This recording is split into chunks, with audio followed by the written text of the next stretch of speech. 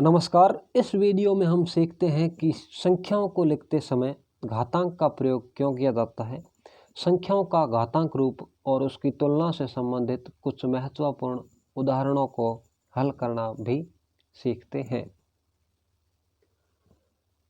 जैसे सर्वप्रथम कि घातांक का प्रयोग क्यों किया जाता है, तो यहाँ पर लिखा हुआ है कि बड़ी संख्याओं को पढ़ने, समझने एवं तुलना करने के लिए घातांक का प्रयोग किया जाता है। जैसे यहाँ पर यह एक संख्या लिखी हुई है और यह भी एक संख्या लिखी हुई है। तो अगर हमें यह कहा जाए कि इन दोनों में बड़ी संख्या कौन सी है, तो हम सबसे पहले ये देखेंगे स्थानीय मान के तरीके से। जैसे इस संख्या को देखते हैं तो इकाई, दहाई, सैकड़ा, हजार, 10,000, लाख, 10 लाख, करोड़, 10 करोड़, अरब, 10 अरब, खरब और 10 खरब। तो ये संख्या हो गई 10 खरब।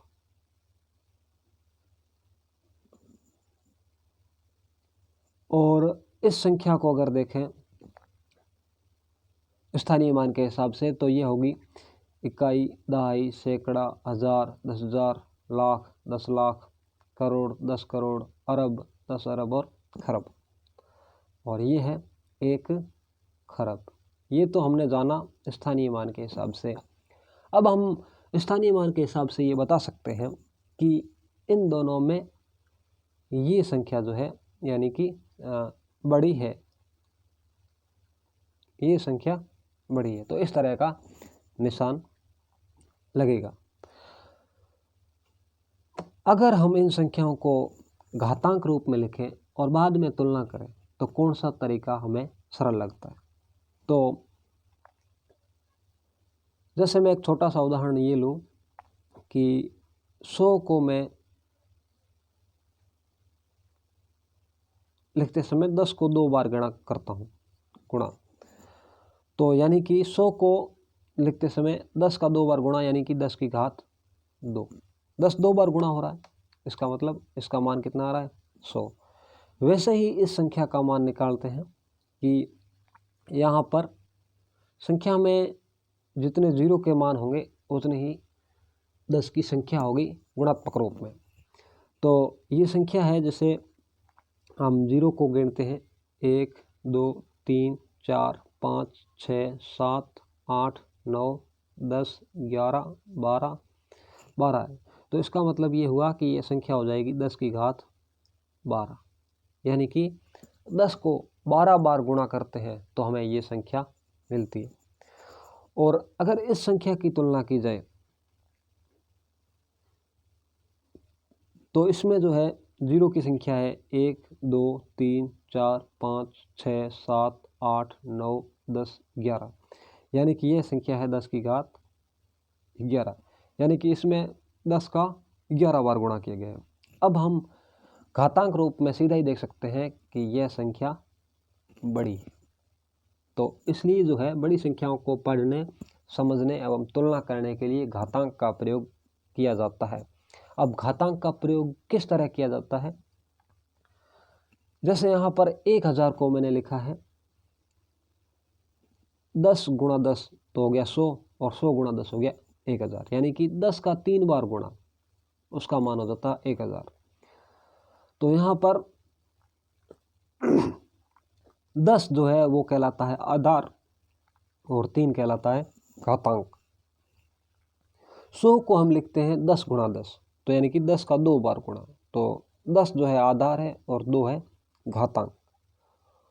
इसी तरह से अगर मुझे लिखना हो एक संख्या, जैसे मैं लेता हूँ कि घातांक रूप में उसे किस तरह लिखेंगे, तो संख्या है, यह संख्या है जैसे मान लो, तो इसमें 10 का कितनी बार गुणा होगा 5 बार। तो ये संख्या हो जाएगी 10 की घात 5। इसमें से 10 जो है वो आधार होगा और 5 घातांक। तो इस तरह से संख्याओं को घातांक रूप में लिखा जाता है। अब ऋणात्मक आधार वाली संख्याओं का घातांक, अगर आधार जो है वो ऋणात्मक हो, यानी कि नेगेटिव नंबर हो, माइनस वाली संख्या हो।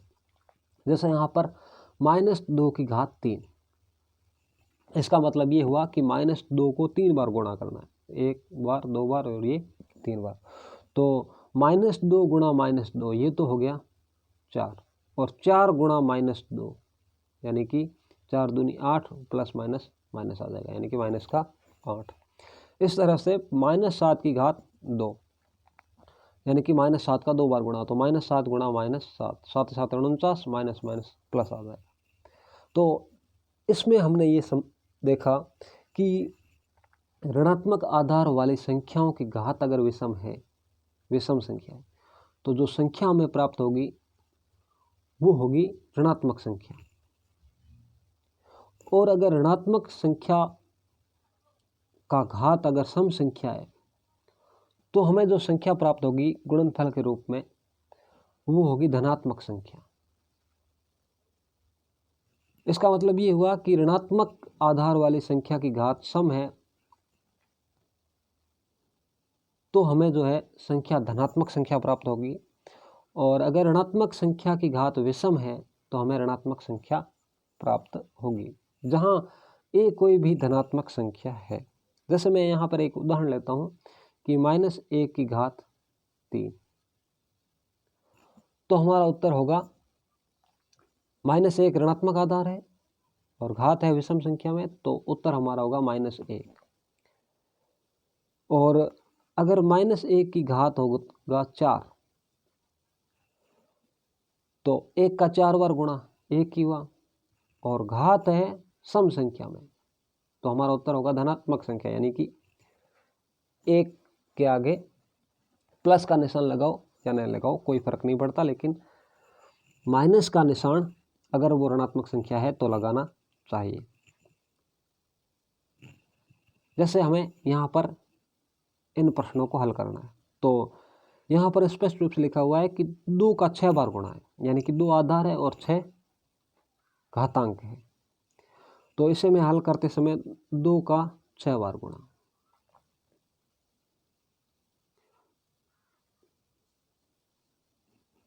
छह बार गुणा 2 का कर दिया।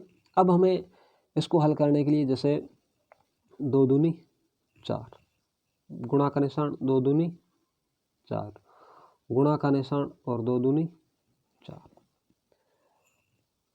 अब 4 चौके 16, गुणा का निशान और 4, तो 16 चौके 64, यानी कि 2 की घात 6 का मान हो गया 64।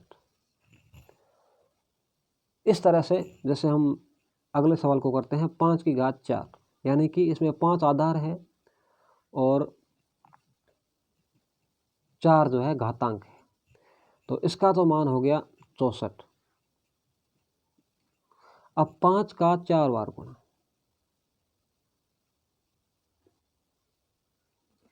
तो 5 से गुणा 25, और गुणा का निशान 5 का 5 से गुणा 25। अब 25 का 25 से गुणा हो जाएगा 625। इस तरह से 5 की घात 4 का भी मान हो गया 625। अगला सवाल है 9 की घात 3, यानी कि 9 का 3 बार गुणा, तो 9 का 9 से गुणा 81, गुणा का निशान और 9, 81 का 9 से गुणा, 9 एकम 9 और 9 8 72, तो 81 का 9 से गुणा 729, इसका मतलब 9 की घात 3 का मान हो गया 729। अब इन संख्याओं को जैसे घातांक रूप में लिखना है, यहाँ 6 कितनी बार गुणा हो रहा है 4 बार, तो आधार तो हो गया 6 और घात हो जाएगी 4। अब इस उदाहरण में 2 तो गुणा हो रहा है 2 बार, साथ में गुणा का निशान और a का गुणा हो रहा है 2 बार, तो a की घात 2। जैसे इस उदाहरण में b जो है गुणा हो रहा है 2 बार, गुणा का निशान, और c गुणा हो रहा है 2 बार। जैसे यहाँ पर अगर मैं उदाहरण के तौर पर मानूं कि c एक ही होता, तो हमारा उत्तर इस तरह से होता कि b की घात 2 और गुणा c की घात 1 लिखें या न लिखें, कोई फर्क नहीं पड़ता। अगला सवाल ये है कि संख्याओं को घातांक रूप में कैसे लिखें। अब जैसे 64 को घातांक रूप में लिखना है, तो जैसे एक विद्यार्थी ने लिखा 8 की घात 2, यानी कि 8 को 2 बार गुणा करें तो हमें 64 प्राप्त होता है, तो ये सही है। एक विद्यार्थी ने लिखा 4 की घात 3, यानी कि 4 का 3 बार गुणा करें तो हमें प्राप्त होता है 64, तो 4 चौके 16 और 16 चौके 64, तो ये भी सही है। और एक विद्यार्थी ने लिखा 2 की घात 6, यानी कि 2 को अगर 6 बार गुणा किया जाए तो भी हमें प्राप्त होता है 64। इसे देख लेते हैं, 2 का 6 बार गुणा,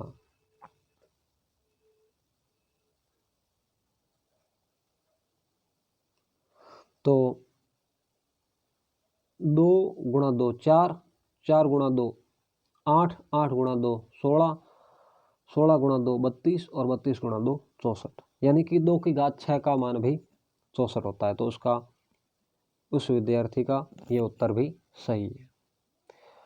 अब ये जो घातांक रूप है ये तो है भाज्य संख्याओं का गुणन के रूप में है, यानी कि 8 भाज्य संख्या है, और ये भी भाज्य संख्याओं का गुणन के रूप में है घातांक रूप, और ये दो जो है अभाज्य संख्या है, तो ये जो है 64 का अभाज्य संख्या की घात के रूप में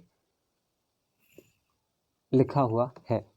अब अभाज्य संख्या की घात के रूप में किसी संख्या को कैसे लिखते हैं, तो 72, इसके लिए हम क्या करेंगे, 72 का अभाज्य गुणनखंड ज्ञात करेंगे। तो 72 में 2 का भाग जा रहा है क्योंकि सम संख्या है इकाई का अंक, तो 2 का भाग दिया 72 में आ गया 36, 36 में भी 2 का भाग जा रहा है, तो 36 में 2 का भाग दिया 18, 18 में भी 2 का भाग जा रहा है तो आ गया 9। अब 9 में 2 का भाग नहीं जाता क्योंकि 9 है विषम, तो 9 में भाग दिया 3 का, 3 बार गया, और 3 में भाग दिया 3 का तो 1 बार चला गया। इसका मतलब ये हुआ कि 72 जो हमें प्राप्त होगा वो 2 का 3 बार गुणा गुणा 3 का 2 बार गुणा, ये हुआ इसका अभाज्य संख्याओं के रूप में गुणनफल। अब इसे घात के रूप में कैसे लिखा जाएगा, तो 2 की घात 3 गुणा 3 की घात 2, और 2 की घात 3 गुणा 3 की घात 2 का मान होता है 72। किस तरह से, इस तरह से देख सकते हैं, 2 की घात 3 तो 2 का 3 बार गुणा किया हुआ है, गुणा 3 की घात 2 तो 3 की घात 2, यानी कि 3 का 2 बार गुणा। अब हम देखते हैं कि 72 होता है या नहीं इसका मान, तो 2 दूनी 4 दूनी 8 तिया 24, 24 तिया 72। तो इस तरह से किसी संख्या को अभाज्य गुणनखंडों की घात के रूप में भी लिखा जाता है। अब इसे हमें सरल करना, यानी कि इसका मान क्या होगा, तो 2 गुणा 10 की घात 3, इस तरह से, तो 2 का तो 10 से गुणा हो गया 20, और 10 का 10 के साथ गुणा 100, तो 20 का 100 के साथ गुणा हो जाएगा 2000। तो इस तरह से इस सवाल को हल कर सकते हैं। जैसे इस सवाल को हल करना है तो 0 गुणा 10 की घात 2, अगर मान लो 0 गुणा आप 10 की घात 2 को 10 गुणा 10 लिखते हैं, तो 0 गुणा 10 0 और 0 गुणा 10 0, तो इसका उत्तर हो जाएगा 0, यानी कि 0 को हम अगर किसी भी संख्या से गुणा करें तो हमें गुणनफल प्राप्त होगा 0। अब जैसे इसे हल करना है -4 की घात 3, ऋणात्मक आधार है और घात है विषम। अगर वो आपको सूत्र पता नहीं होता तो आप इस तरह से भी कर सकते हैं, जैसे -4 का 3 बार गुणा हो रहा है, तो 4 गुणा 4 16, और माइनस का माइनस से गुणा हो जाएगा प्लस, गुणा का निशान और माइनस का 4, तो 16 चौके 64, प्लस माइनस का गुणा, आंसर आ जाएगा -5, तो इसका उत्तर हो जाएगा -64। जैसे चौथा सवाल है -1 की घात 4। इसका मतलब ये हुआ कि -1 4 बार गुणा होगा। तो -1 गुणा -1 गुणा -1 गुणा -1। तो इसे अच्छी तरह से समझने के लिए कोष्ठक में बंद कर देते हैं।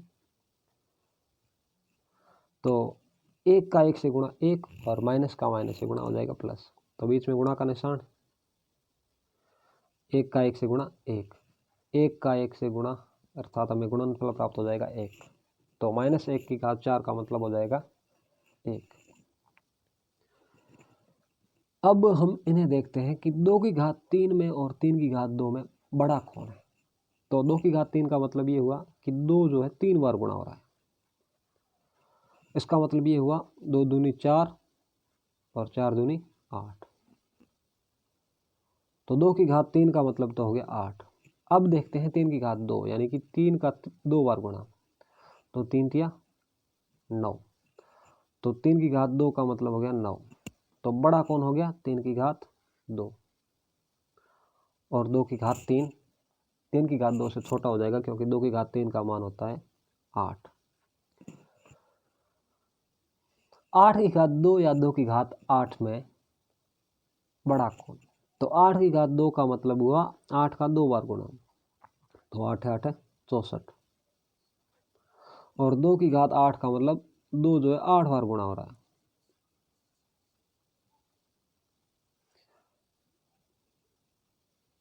ये 2 का 8 बार गुणा। अब हम देखते हैं कि 2 की घात 8 का मान कितना होता है। तो 2 दूनी 4, 4 दूनी 8, 8 दूनी 16, 16 दूनी 32, 32 दूनी 64, 64 दूनी 128 और 128 दूनी 256। इस तरह से 128 का आप 2 से गुणा करके भी कर सकते हैं, 64 का 2 से भी गुणा। तो हमें मान प्राप्त हुआ है 256। अब आप देख सकते हैं कि 2 की घात 8 का मान है 256 और 8 की घात 2 का मान है 64। तो बड़ा कौन है? 2 की घात 8। यानी कि 2 की घात 8 जिसका मान 256 है वह 8 की घात 2 जिसका मान 64 है से बड़ा है। ऐसा ही एक और उदाहरण देखते हैं, जैसे कि 10 की घात 2 और 2 की घात 10 में बड़ा कौन? सवाल ये है 10 की घात 2 या 2 की घात 10, इसमें बड़ा कौन? तो 10 की घात 2 का मतलब 10 2 बार गुणा हो रहा है, इसका मतलब हो गया 100। और 2 की घात 10 का मतलब 2 का 10 बार गुणा।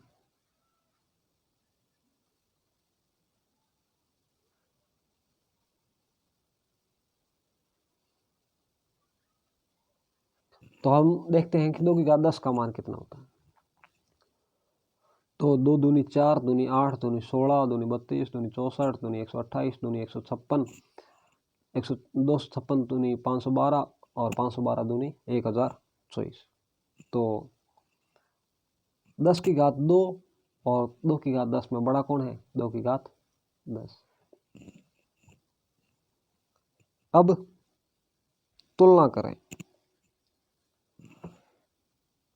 4 की गुणा है 10 की घात 14 से और 3 की गुणा है 10 की घात 17 से। तो सबसे पहले हम देखेंगे 10 की घात, क्योंकि अगर मैं आपको कहूँ कि 4 गुणा 10 और 3 गुणा 10 की घात 2 में बड़ा कौन?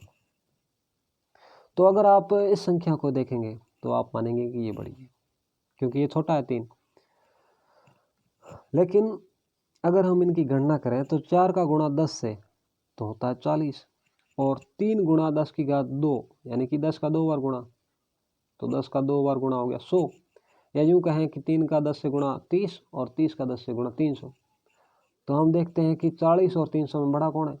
300। तो इन दोनों के बीच में ये 3 गुणा 10 की घात 2 बड़ा होगा। तो इसी तरह से ऊपर वाला सवाल है कि इन दोनों में बड़ा कौन है या छोटा कौन है। तो 10 की घात 17 है तो ये बड़ा हो जाएगा। अगर मैं इसकी घात 20 कर देता हूँ 14 की जगह, तब ये संख्या बड़ी हो जाएगी। तो इस तरह से हम संख्याओं की तुलना कर सकते हैं, घातांक रूप की संख्याओं की तुलना। तो इस वीडियो में हमने क्या सीखा? एक तो घातांक का प्रयोग क्यों किया जाता है। घातांक का प्रयोग इसलिए किया जाता है कि ताकि बड़ी संख्याओं को पढ़ने, समझने और तुलना करने में आसानी रहे। और संख्याओं को घातांक रूप में कैसे लिखा जाता है, घातांक रूप में लिखी संख्याओं की तुलना कैसे करें, यानी कि कौन सी संख्या छोटी है और कौन सी बड़ी, और इस तरह से लिखी संख्याओं की तुलना कैसे करें, ये हमने इस वीडियो में सीखा। धन्यवाद।